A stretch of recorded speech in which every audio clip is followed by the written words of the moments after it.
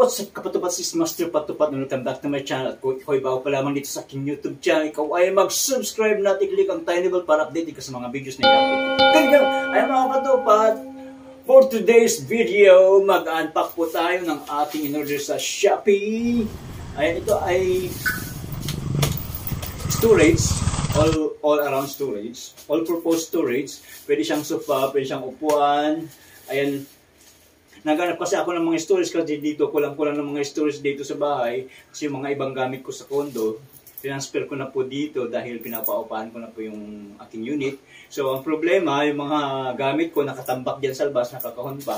So, gusto kong ilabas lahat, kaso nga lang pupunta ang storage. So, unti-unti, ito nakakita yung ipag ko ng buy one take one.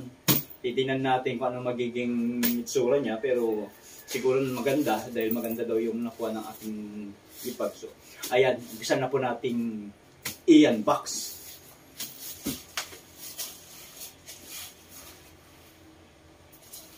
Ito nakikita ko na to sa SM dati. Sana ganun ang quality nito dito. Umpisa na po. Ay, parang leather siya, oh.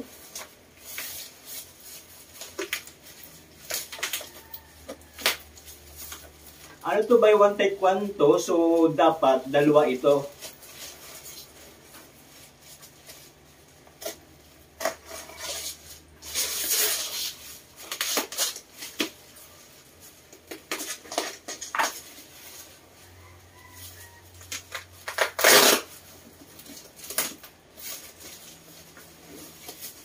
Ito yung isa.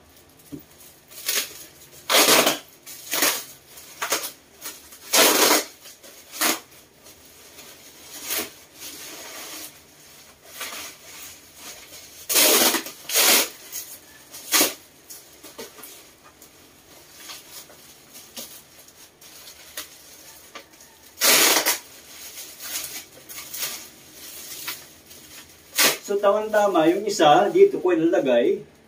Tapos yung isa, doon sa kwarto ilalagay.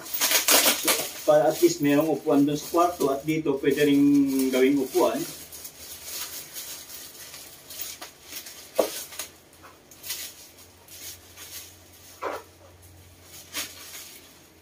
Maganda po siya, oh. Ganito ngayon nakikita ko sa SM.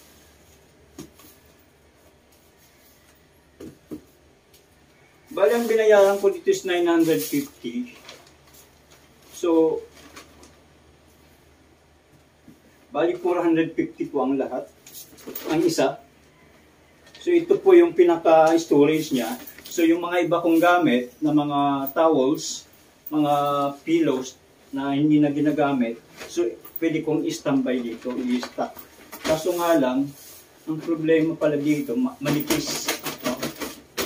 Dito. Pero okay naman dahil pagka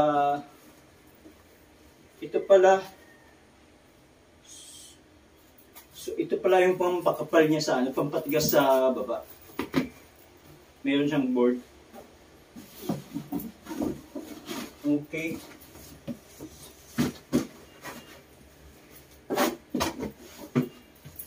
Okay. So ito yung laki niya, guys. Maganda na gustuhan ko to. Ayos to. Tapos pwedeng upuan dito. Tama-tama, oh. Upuan natin. Ayos to, guys, ayos. Yan, marami na akong pantambakan ng mga gamit. Yung mga ibang abubot, kailangan bumili rin ako ng mga storage dyan sa ano para mailagay ko yung mga gamit ko sa galing sa condo. Ayos. So ilagay ko to dito, tapos sa kwarto yung isa, dahil bakante yung baba ng bed, tama-tama doon yung isa. So, ayos. Ayan, may storage na po ako. So, i-try natin dalhin ito dun sa ano, sa kwarto.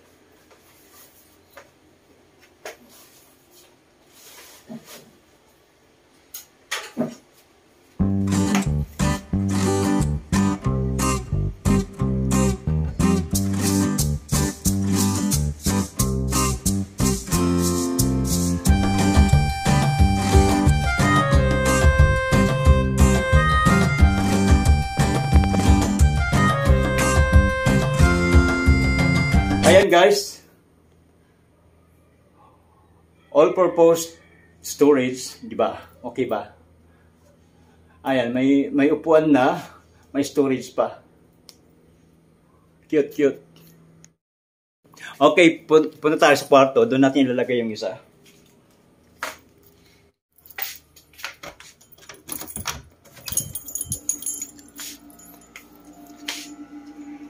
Okay guys, so tamang-tama, bakante po dito. Ayan, wala pong storage to. Ito lang po yung cabinet. Ayan. Pero kulang kasi ito, mga ano pa lang to, mga towels pa lang to, mga to eh. Puno na. Ayan, mga pillowcases. Ayan, mga bed sheets. Ang dami-dami ko pang gamit dun sa ano, sa labas na karton. So kailangan ko talaga ng maraming storage. Dito natin ilagay.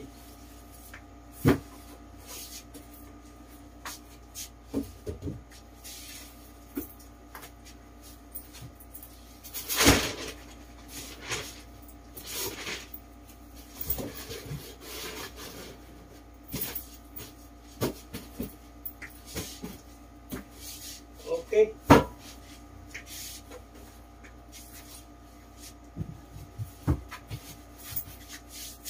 Okay, so mababawasan na rin yung mga gamit natin sa loob sa mga nakabox. So, yung iba, pwede natin ilagay dito yung mga bubot.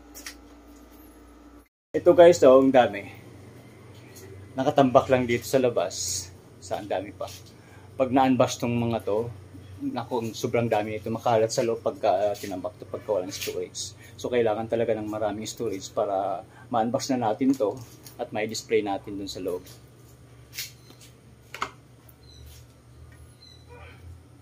Okay, i-try natin lagay dito.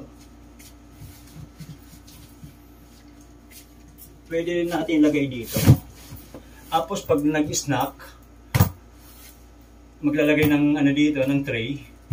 Ayan, meron na tayong mesa. So, all purpose. Pwedeng upuan. Tsaka pwedeng mesa.